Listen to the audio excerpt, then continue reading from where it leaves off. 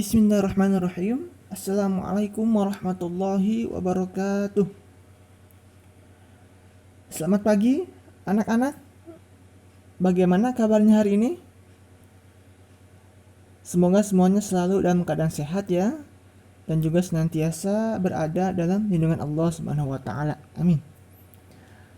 Alhamdulillah kita bertemu kembali dengan Bapak pada mata pelajaran Al-Quran Hadis. Dan insya Allah pada pertemuan kali ini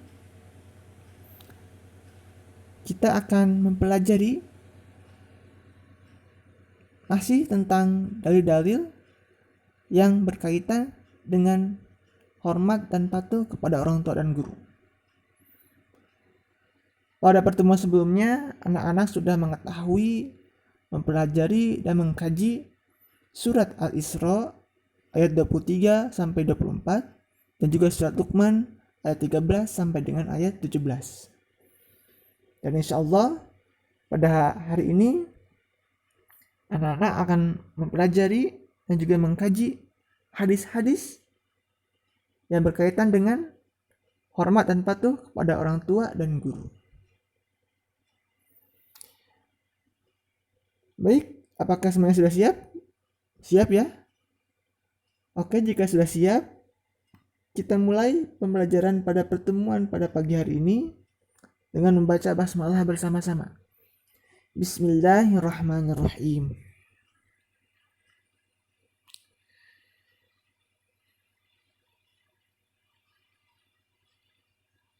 Baik, untuk hadis yang pertama ini diriwayatkan oleh Imam Muslim.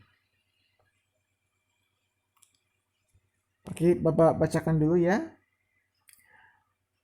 Haddatsana Syaiban ibnu Farrukh, haddatsana Abu Awanah an Suhail an abihi an Abi Hurairah anin Nabi sallallahu alaihi wasallam qala ragima anfu thumma ragima anfu thumma ragima anfu qila man ya Rasulullah qala man adraka abawayh 'inda al-kibar ahaduhuma aw kilayhima falam yadkhulil jannah.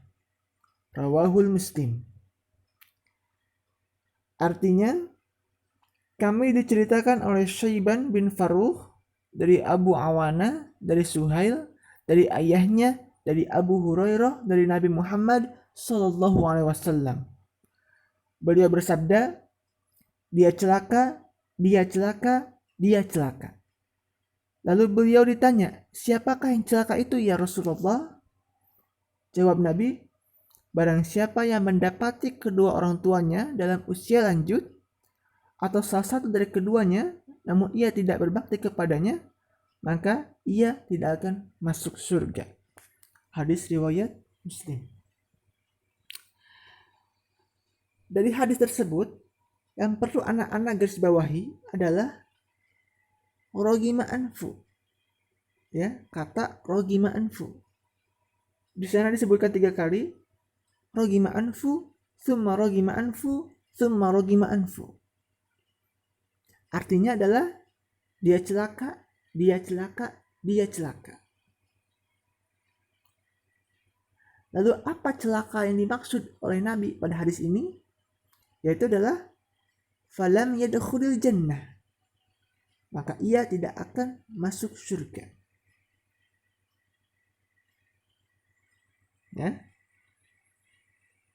Jadi dalam hadis tersebut kata dia celaka itu rogima anfu diulang oleh Nabi Muhammad sallallahu alaihi wasallam sebanyak 3 kali. Ini menunjukkan bahwa celaka akan benar-benar terjadi bagi orang-orang yang tidak berbakti kepada kedua orang tuanya. Yaitu celaka di dunia dan juga celaka di akhirat. Hal ini juga menunjukkan betapa pentingnya berbakti kepada kedua orang tua. Terlebih lagi ketika kedua orang tua itu atau salah satu dari keduanya masih hidup. Ya. Falam yadkhulil jannah. Maka ia tidak akan masuk surga. Berarti orang tua itu merupakan pintu surga. Ya kan? Bagi siapa? bagi anak-anak yang berbakti kepada kedua orang tuanya. Ya, bagi anak-anak yang durhaka maka ia tidak akan masuk surga. Makna falam yadkhul jannah dalam hadis tersebut, ya, makna tidak masuk surga dalam hadis tersebut adalah terancam tidak masuk surga secara langsung. Karena durhaka kepada orang tua bukan termasuk dosa kekafiran. Maksudnya tidak masuk surga secara langsung itu apa? Maksudnya adalah anak yang durhaka namun ia seorang muslim, ia mengesahkan Allah, ia beribadah kepada Allah, maka ia akan masuk surga tetapi akan masuk neraka terlebih dahulu. Bisa dipahami ya? Untuk dibalaskan semua dosa-dosanya di dalam neraka. Tatkala itu sudah selesai, Allah sudah membalaskan semua kesalahannya di neraka, maka ia akan masuk surga. Itulah makna tidak masuk surga secara langsung. Tapi berbeda dengan orang-orang kafir. Maka ia otomatis akan masuk neraka. Dan tidak sekalipun ia akan masuk surga.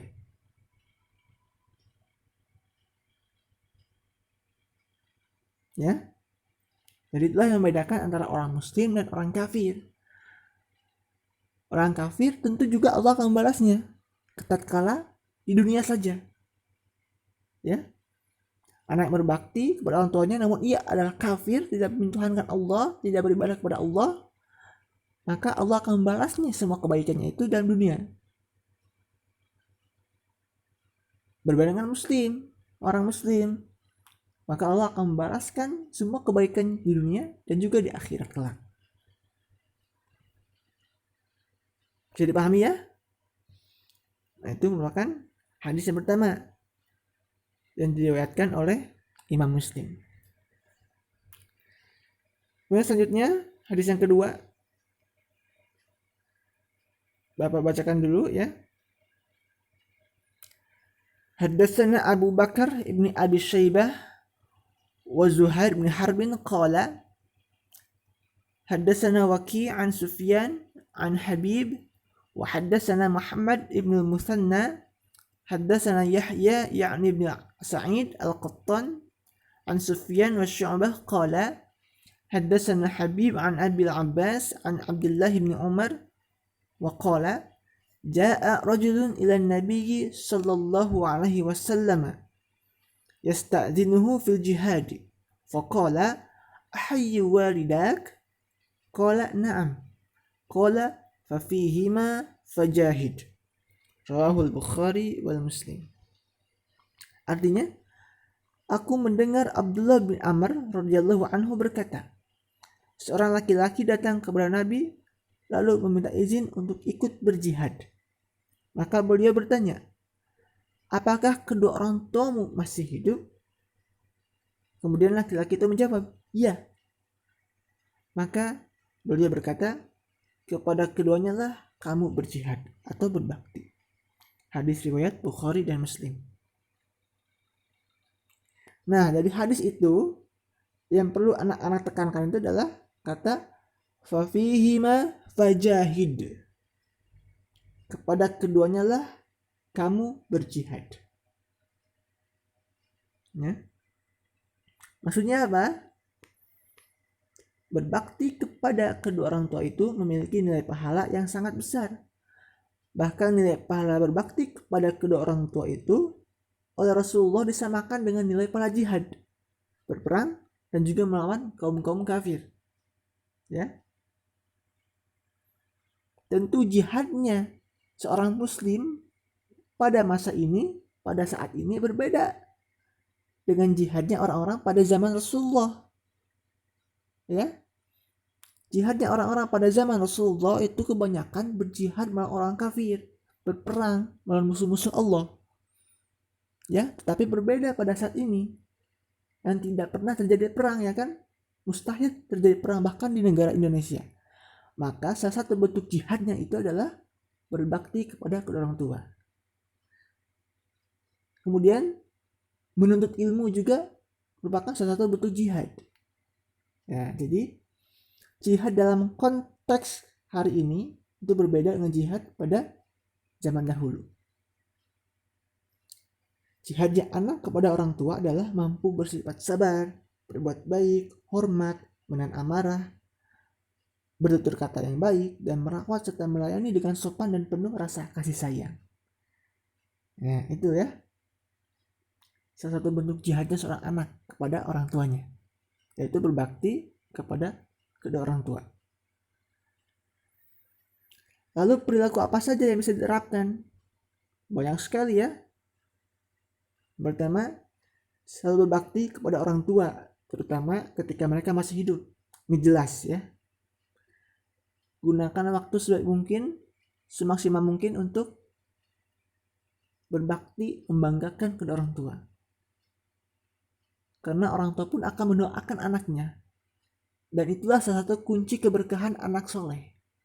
Karena doanya orang tua itu insya Allah pasti akan diijabah, akan dikabulkan. Karena tatkala kedua orang tua itu telah tiada, maka hilanglah satu kunci keberkahan itu, ya. Hilang satu kunci keberkahannya, yaitu doanya orang tua. Yang kedua, jika sudah tiada, maka harus senantiasa mendoakan mereka. Ini tentu pasti ya, jelas.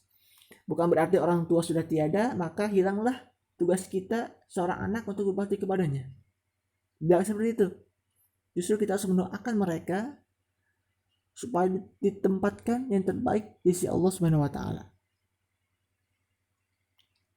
Kemudian ketiga, senantiasa berbakti kepada orang tua karena pahalanya sama dengan nilai jihad berperang melawan musuh-musuh Allah.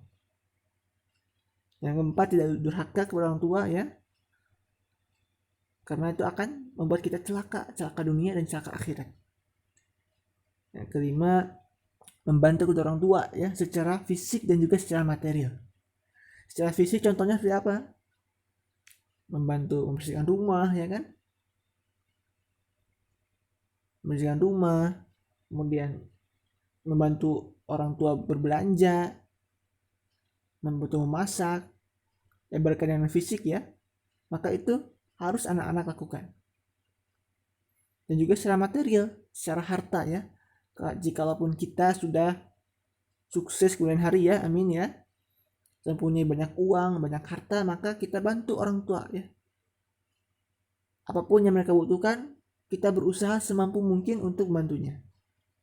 Walaupun orang tua tidak meminta, maka kita berusaha untuk memberikan hadiahnya ya, sebagai bentuk rasa hormat, rasa terima kasih kita ke orang tua. Nah, itulah beberapa perilaku yang bisa anak-anak terapkan ya. Oke, inilah materi yang anak-anak telah pelajari terkait dengan hadis-hadis ya, hadis-hadis Nabi Muhammad SAW yang berkaitan dengan hormat dan patuh kepada orang tua dan guru. Mudah-mudahan kita semua selalu menjadi anak yang soleh, berbakti dan hormat kepada orang tua dan juga guru tentunya. Selalu membanggakan mereka, selalu membuat mereka senang dan tidak membuat mereka sedih atas kesalahan dan kejelekan kita, tetapi membuat mereka sedih dan terharu atas keberhasilan kita. Ya, bisa dipahami ya?